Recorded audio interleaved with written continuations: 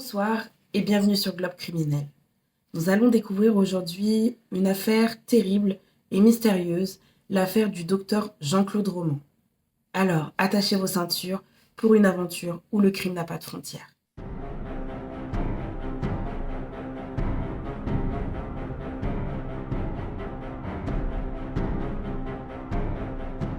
Dans la nuit du 9 janvier 1993, un énorme incendie dévore la maison des Romans à Prevessin dans l'Ain. La famille est composée du père, Jean-Claude, de la mère, Florence, et des enfants, Caroline, 7 ans, et Antoine, 5 ans. Lorsque les pompiers arrivent sur place, ils font le tour de la maison et comprennent très vite que tous les accès sont bloqués. Ils ne peuvent pas rentrer dans la maison, les portes, les fenêtres et les volets sont fermés de l'intérieur. Un pompier va refaire le tour pour être sûr et il va voir qu'un volet est ouvert au premier étage. Alors il décide de déployer la grande échelle et le pompier monte avec la lance à incendie évidemment. Il va ouvrir le volet et va commencer à éteindre le feu et sous les décombres, sous les gravats, il va remarquer qu'une forme réagit lorsque le pompier met de l'eau. Et cette forme, c'est Jean-Claude Roman, le père. Il est sorti des décombres et va être emmené à l'hôpital de Genève dans un état grave, voire critique. Pendant ce temps, les pompiers font le tour de la maison, à l'intérieur cette fois. Au premier étage se trouvent les chambres des enfants de Caroline et Antoine. Et malheureusement, les pompiers vont faire une découverte macabre. Dans la chambre de Caroline gît le corps de la petite fille et dans la chambre d'Antoine également gît son corps. Ils vont ensuite aller au rez-de-chaussée et là ils vont découvrir dans la cuisine le corps sans vie de Florence, la mère. Et tout de suite ils vont appeler un médecin légiste qui va rapidement arriver sur place. Le médecin légiste fait ses premières constatations et là il indique aux pompiers d'appeler tout de suite la gendarmerie car ce n'est pas une asphyxie due à l'incendie mais bien des meurtres. Florence présente une plaie béante à l'arrière du crâne. Caroline et Antoine, attention, ça peut être très choquant, eux présentent dans la tête. Les enquêteurs arrivent sur place et font également leur première constatation. Une deuxième équipe va partir à Clairvaux-les-Lacs, où habitent Aimé et Anne-Marie Roman, les parents de Jean-Claude Roman, pour les prévenir du drame qui s'est produit. Les gendarmes arrivent à Clairvaux-les-Lacs, ils arrivent chez Aimé et Anne-Marie Roman.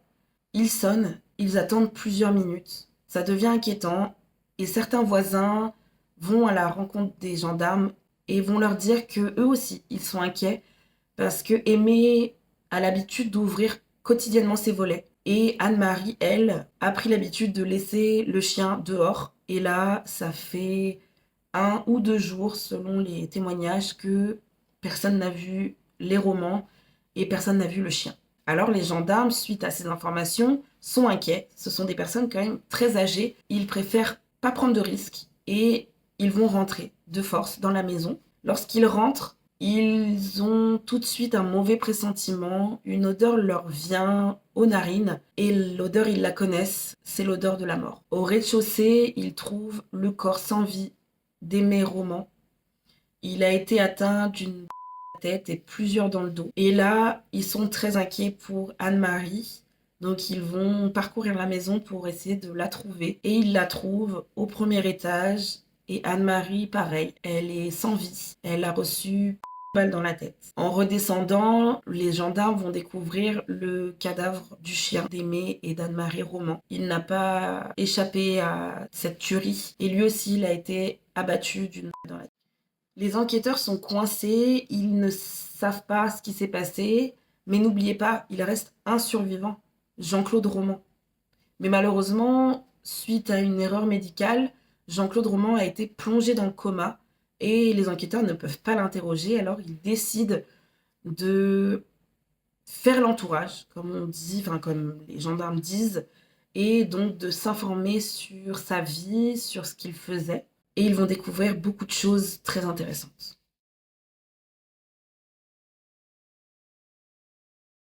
Jean-Claude Roman naît le 11 février 1954 à Lons-le-Saunier. Pendant son enfance, c'est un enfant très studieux, il aime l'école, il est souvent, très souvent, premier de sa classe, il passe son bac en avance et il va débuter une année de préparatoire à Lyon, au lycée du Parc, pour intégrer un concours des eaux et forêts. Mais après un bizutage trop dur pour lui, il va complètement abandonner cette année de préparatoire et en 1972, il va se lancer dans la médecine, dans des études de médecine. Et cette année-là, il va rencontrer Florence, enfin, re-rencontrer, parce que Florence, c'est sa cousine éloignée, mais c'est sa cousine. Alors du coup, ils tombent éperdument amoureux, tous les deux. Vraiment, c'est le coup de cœur, coup de foudre, tout ce que vous voulez. Et les parents de Florence sont très heureux qu'elle soit avec Jean-Claude parce que c'est un parti qu'ils connaissent. Évidemment, c'est son cousin. Ils se marient en 1980. Florence, elle est dans la même école que Jean-Claude. Elle fait des écoles pour devenir pharmacienne. Et bah, Florence est très admirative, elle est très fière de son conjoint. Elle le pousse à aller au bout de ses études. Vraiment, c'est l'amour fou, elle ne peut pas se passer de lui.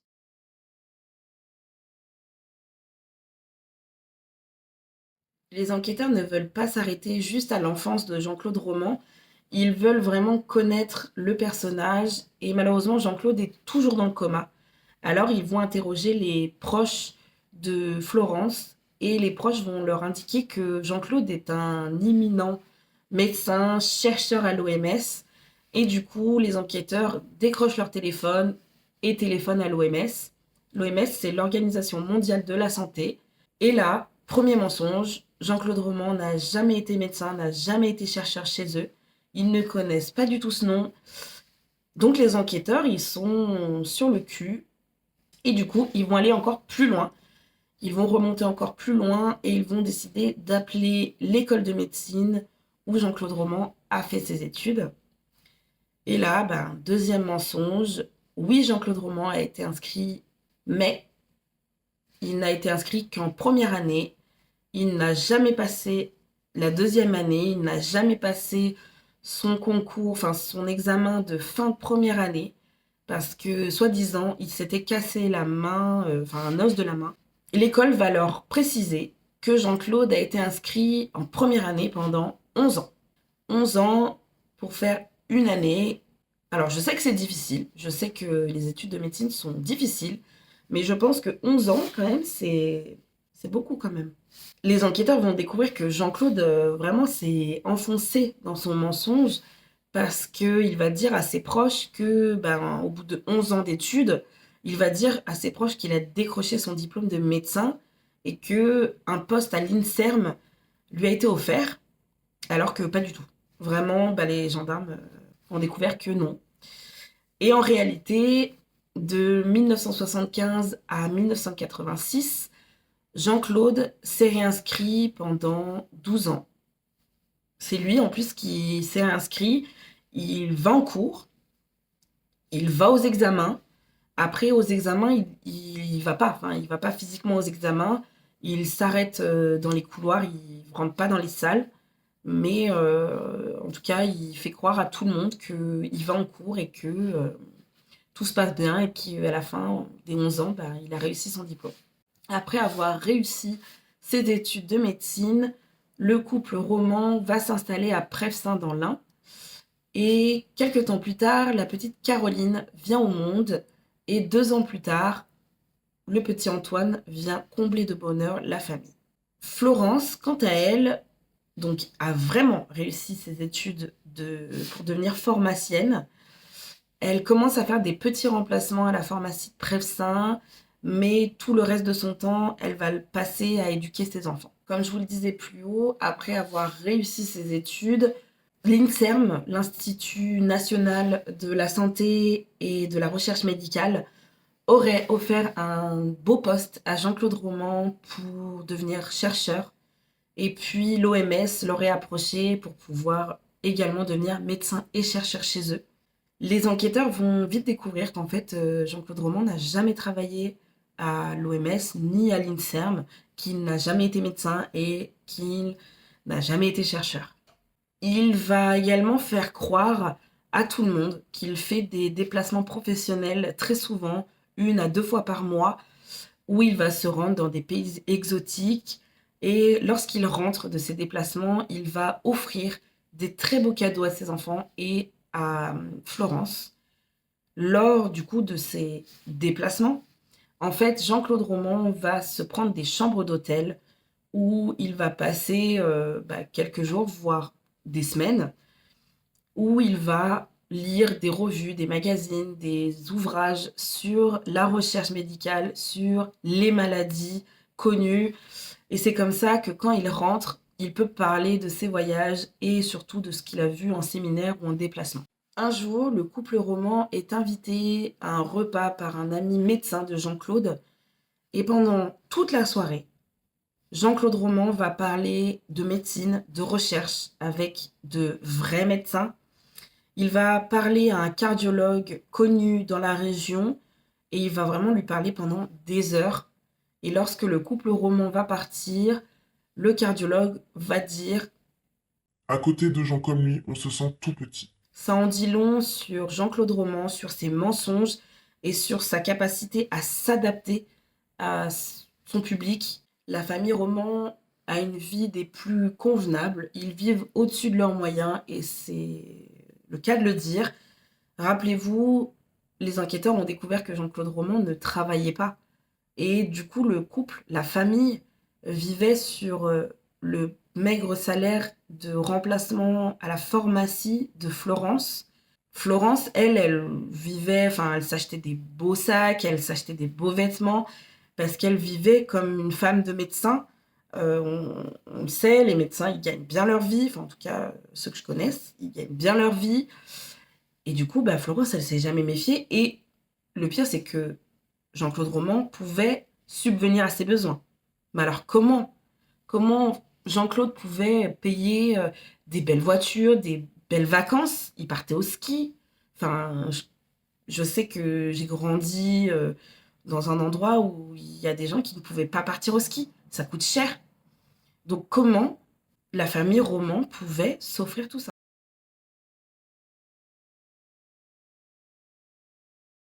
Jean-Claude Roman a mis en place plusieurs escroqueries pour se faire de l'argent. La première est faite sur son beau-père, le père de Florence, Pierre Crollet.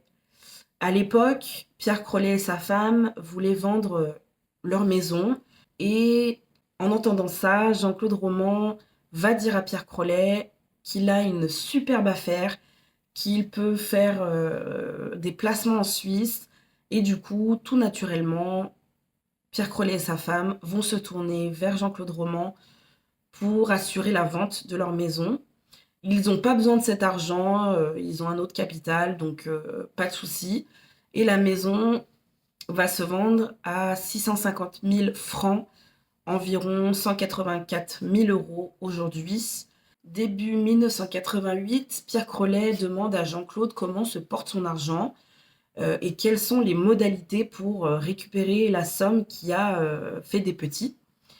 Et Jean-Claude lui dit que c'est pas si simple, qu'il faut se prendre à l'avance et qu'en ce moment c'est, enfin voilà, que en ce moment c'est pas le moment, qu'il a des gros problèmes de santé, il a un lymphome et que pour l'instant il veut se concentrer sur lui.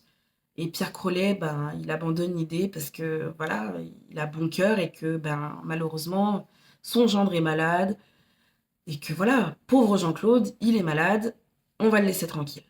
En octobre 1988, le beau-père de Jean-Claude réitère sa question et maintenant, il ne demande pas, il exige son argent à Jean-Claude.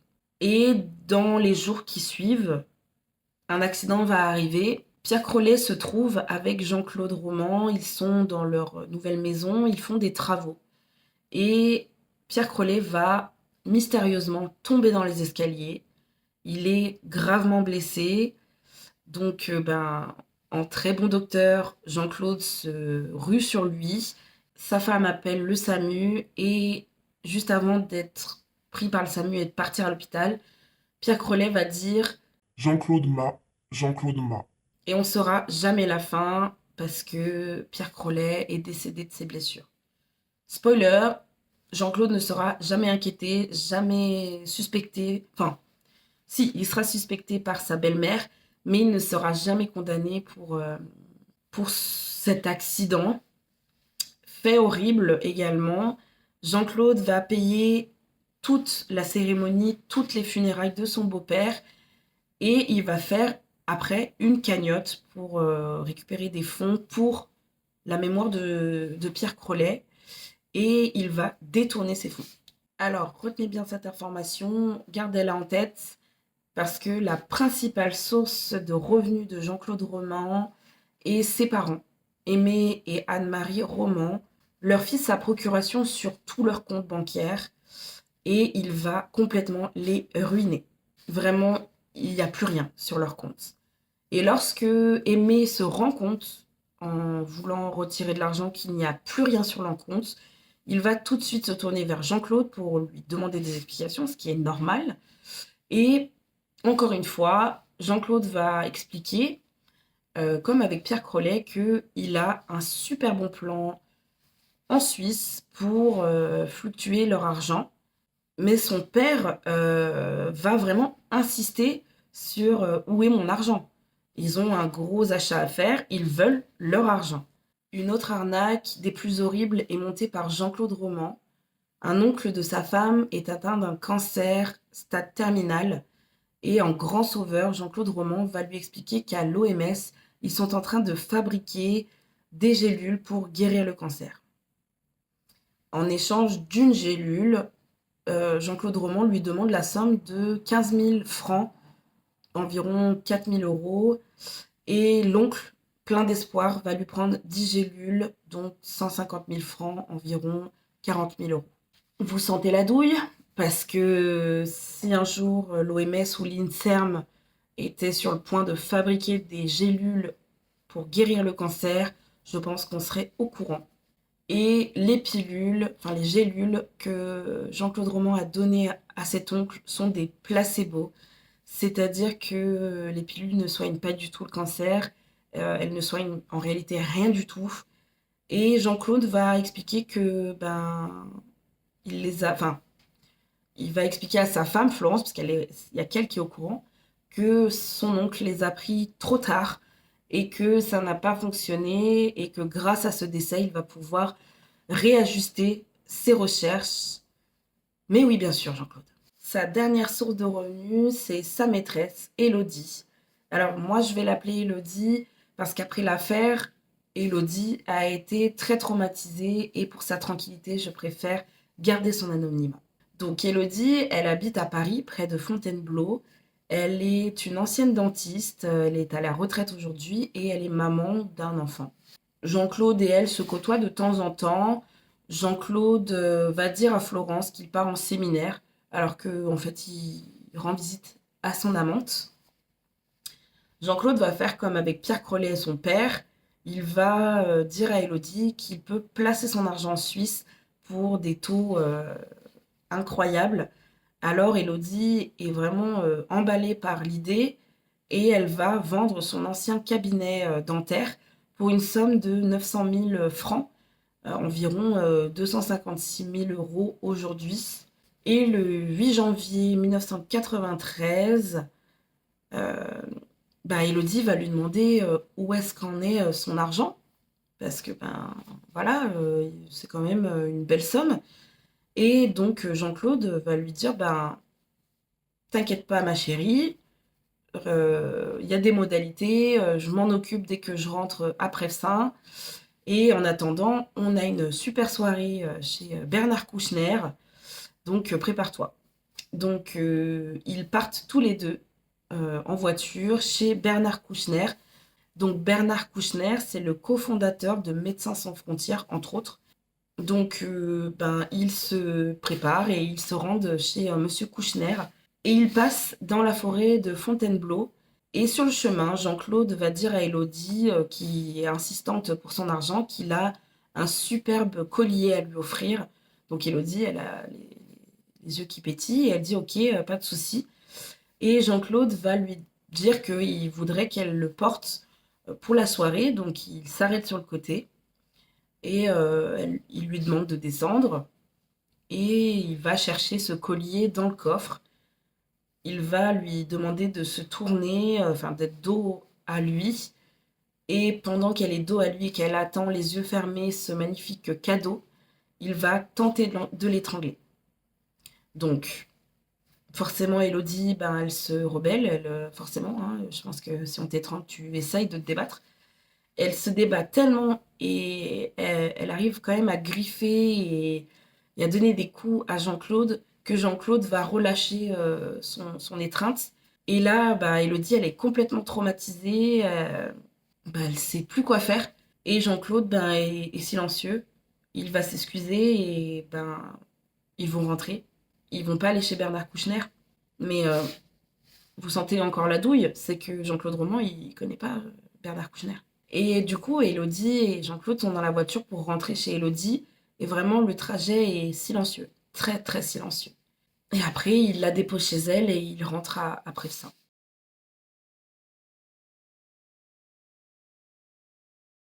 Jean-Claude Roman sort enfin du coma et les enquêteurs foncent à Genève pour pouvoir l'interroger. Au départ, Jean-Claude Roman nie complètement les faits. Il ne se souvient de plus rien sauf d'hommes en noir qui seraient venus chez eux. Et très vite, Jean-Claude Roman avoue les 5 meurtres. Alors, il va tout raconter. Il explique qu'Élodie le harcelait de SMS pour récupérer son argent. Il avait tout dépensé. Vraiment tout l'argent que Pierre Crollet, que ses parents, que l'oncle et qu'Élodie lui avait donné, il a tout dépensé. Il va décrire ce qui s'est passé à Fontainebleau et par peur d'être balancé à la police par Élodie, il a préféré essayer de la tuer. Bon, c'est déjà pas mal, il a déjà reconnu une tentative, mais ce que les enquêteurs veulent savoir, c'est qu'est-ce qui s'est passé avec sa femme et ses enfants et ses parents. Et du coup, Jean-Claude Roman va encore se mettre à table et va expliquer qu'après avoir tenté de tuer Élodie, il rentre à Prevsin. Élodie lui envoie des SMS, enfin des SMS, je suis même pas sûre si ça existait. Élodie va tenter de l'appeler pour discuter de la situation, il va pas répondre. Et en route, il cogite, il réfléchit, il, il se dit, ben, mon père aussi, il me harcèle pour récupérer son argent. Et ben, il va se rendre à Clairvaux-les-Lacs. Du coup, il va se rendre chez ses parents. Il prévient quand même ses parents qu'il va arriver. Donc, sa mère est très contente de le voir. Et lorsqu'il arrive, Aimé est au rez-de-chaussée. Jean-Claude va s'emparer d'une carabine de chasse de son père. Et lorsque son père est de dos, il va lui tirer une dans la tête et plusieurs dans le dos. Ensuite, il va monter. Il va retrouver sa mère au premier étage. Et c'est une personne âgée qui n'a pas du tout entendu les coups de feu. Sa mère va lui demander de l'aide parce qu'un de ses radiateurs ne marche plus. Et du coup, elle va lui demander tout naturellement de l'aide à son fils. Donc Jean-Claude va poser la carabine qu'il a montée à l'étage. Et puis, il va se pencher pour voir ce radiateur et il va dire à sa mère, toi, regarde ce qui se passe. Et lorsque sa mère, va se pencher pour regarder, Jean-Claude a récupéré la carabine et va lui tirer également dans la tête. Il redescend et là, il voit le chien de la famille et il va lui tirer une balle dans la tête également. Ensuite, Jean-Claude Roman va prendre le temps de fermer toutes les fenêtres, de fermer toutes les portes et de fermer tous les volets de l'intérieur. Et puis il va sortir et il va fermer à clé la maison de ses parents. Quand il arrive chez lui, il faut préciser qu'il a toujours la carabine, il l'a pris avec lui. Et il va donc rentrer chez lui, arriver à Prevsin. Sa femme, Florence, va lui demander où est-ce qu'il était. Et tout naturellement, Jean-Claude Roman répond que il était en déplacement à Paris. Et là, Florence va lui dire qu'elle a tenté d'appeler son bureau à l'OMS et qu'au standard, il ne le connaissait pas. Alors là, Jean-Claude panique un petit peu dans sa tête, mais ne laisse rien paraître. Et il va expliquer que la femme de l'accueil, elle est nouvelle et qu'elle ne le connaît pas. Et Florence a l'air d'y croire, donc tout roule comme sur des roulettes. Et en fait, je pense que c'est cette information vraiment qui a fait que fallait qu'il en finisse. Alors que ses enfants regardent paisiblement la télé dans le salon et que Florence est en train de faire à manger pour le repas du soir, Jean-Claude Roman s'approche discrètement derrière sa femme, prend un rouleau à pâtisserie et lui assène un énorme coup derrière la tête. Florence va mourir de ses blessures, de sa blessure à la tête, très peu de temps après. Et puis il va aller voir ses enfants. Il va toucher le front de Caroline et lui dire « Ouh là là, t'as de la fièvre ? Je vais te prendre ta température. » Donc il monte avec Caroline à l'étage. Ils vont dans sa chambre et là Jean-Claude va prétexter à un jeu. Il va demander à Caroline de se mettre sur le ventre et de mettre un oreiller sur sa tête. Et là, il a sa carabine qu'il avait cachée. Il va prendre la carabine et lui tirer la tête. Donc Caroline est morte sur le coup. Ça va alerter Antoine. Et Antoine va commencer à monter et Jean-Claude va lui dire viens, on va jouer un jeu. Donc le même jeu qu'avec Caroline, allongé sur le ventre, la tête sous le coussin, et Jean-Claude Roman va abattre son fils de la même manière que sa fille. Après la tentative d'assassinat sur Élodie et le quintuple meurtre sur sa famille, Jean-Claude Roman est là, seul dans cette maison maintenant vide, et il va se mettre devant la télé et regarder Shrek. Puis il erre dans la maison comme une âme sans peine, il est là, il sait pas quoi faire, et pour lui, la seule solution, c'est de se donner la mort. Alors il avale des barbituriques, il monte dans la chambre parentale, il calfeutre tout, et il tente de mettre le feu à la pièce. Alors, ce qu'il faut savoir, c'est que un feu, pour qu'il marche, pour qu'il prenne bien, il lui faut une arrivée d'air. Et là, Jean-Claude, lui, a tout calfeutré de l'intérieur, donc il n'y avait pas d'arrivée d'air. Donc en fait, le feu a pris de la chambre parentale jusqu'au toit. Et il n'a pas pris ailleurs. Donc lorsqu'il met le feu, il a pris ses barbituriques et il va s'installer au sol et attendre la mort. Et puis, vous connaissez la suite, c'est le début de l'affaire.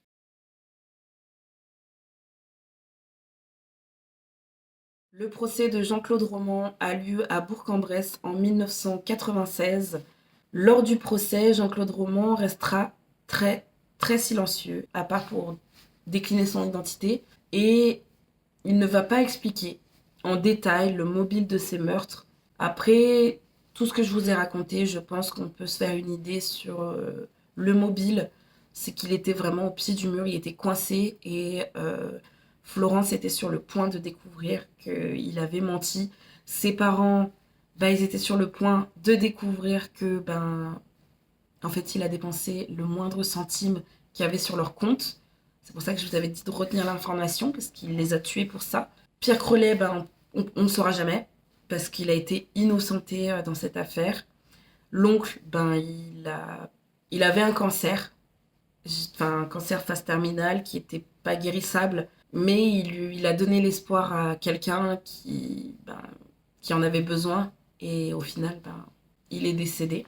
Et puis il y a Élodie qui a survécu à sa tentative d'assassinat. Le 2 juillet 1996, Jean-Claude Roman est condamné à la réclusion criminelle à perpétuité, assorti d'une période de sûreté de 22 ans. Il sera emprisonné à la prison de Saint-Maur, dans l'Indre. En prison, il soigne ses codétenus alors que il est toujours pas médecin, mais pourquoi pas. Et il va également travailler dans la restauration de bandes vidéo pour l'INA, l'Institut national de l'audiovisuel. Après 20 ans de prison, en 2015, Jean-Claude Roman fait une demande de libération conditionnelle qui lui sera refusée début 2019. Et finalement, après révision, mi-2019, sa demande sera acceptée et Jean-Claude Roman pourra sortir en liberté conditionnelle le 25 avril 2019, après 25 ans derrière les barreaux. Lors de sa sortie, Jean-Claude Roman a interdiction de se rendre dans les départements suivants. Île-de-France, Bourgogne-Franche-Comté et Auvergne-Rhône-Alpes. Ceci était une demande des parties civiles pour éviter de le croiser, ce qui est totalement normal. Et du coup, il va s'installer dans une abbaye, dans l'Indre, et cette abbaye sera dirigée par des moines. Depuis, on n'a pas forcément trop de nouvelles de Jean-Claude Roman. On sait juste qu'il est dans l'Indre et qu'il est installé là-bas depuis des années. Et moi, j'espère juste une chose, c'est que après ces 25 ans passés derrière les barreaux, j'espère qu'il a pris le temps de réfléchir à ce qu'il a fait et surtout aux vies qu'il a pris, aux vies innocentes qu'il a pris, parce que c'est pas à cause de mensonges qu'on passe à l'acte. Je pense qu'il y a des choses beaucoup plus profondes. Voilà, la vidéo est maintenant terminée. Si vous avez apprécié mon travail, n'hésitez pas à vous abonner, à mettre un pouce bleu et surtout à activer la cloche pour ne rien rater de mes prochaines affaires. La prochaine vidéo parlera de l'attentat d'Oslo et d'Utøya et d'Anders Breivik. J'ai fait un sondage sur TikTok et c'est cette affaire qui a été votée. Donc je vous ai mis aussi quelques liens pour des vidéos de Lina sur l'affaire. Restez vigilants, restez curieux et surtout, restez en sécurité. À bientôt.